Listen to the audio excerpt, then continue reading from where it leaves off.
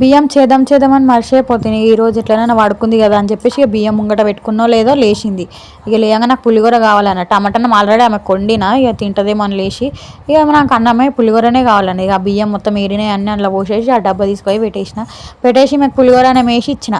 తింటుందా? అస్సలు తింటలేదు. ఆ కట్టెపుల్ల తెచ్చుకుంది. ఆ కట్టెపుల్ల తెచ్చుకొని 2-3 బుక్కలు పెట్టుకుందో లేదా ఇక బండలను తినమని బతిమలాడుతుంది. అవిట్లని ఈమె తినదంట కానీ అవిట్లకు పెడుతుంది అంటే ఈమె అన్నం అవిట్లకు పెడుతుంది. అవి తినకపోతే మొత్తం పుల్ల వేసుకొని మస్తు కొడుతుంది అవిట్లను. ఆ బండలు మనుషులు అనుకుంటుందో మరి ఏమనుకుంటుందో వీటిని మొత్తం జోపుతుంది.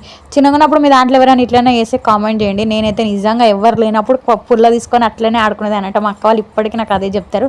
నేను మా అక్క వాళ్ళకి వీడియో పంపిస్తే కూడా ఇదే మాట. ఇప్పుడు ఇక అట్లనే కొద్దిసేపు తిన్నాక పడుకోబెట్టి లేచి చూస్తే టైం 6 అయిపోయింది. ఇక మార్కెట్ కోవాలని చెప్పేసి ఇక మా ఆయన వచ్చినాక నేను మమ్మీని మా ఆయన ముగ్గురం కలిసి మార్కెట్కి పోయినాము. ఇక మార్కెట్కి ఎంబడి వచ్చింది కమిషన్ ఇవ్వాలి కదా. ఐస్ క్రీమ్ కొనుక్కొని వచ్చింది. ఐస్ క్రీమ్ తిన్నది ఎక్కడ అరుగుతలేదు. మా అమ్మను కరగ కొడుతుంది. ఆమెకు పైసలు కావాలనేమో మా అమ్మ మీద పడ్డది. ఇక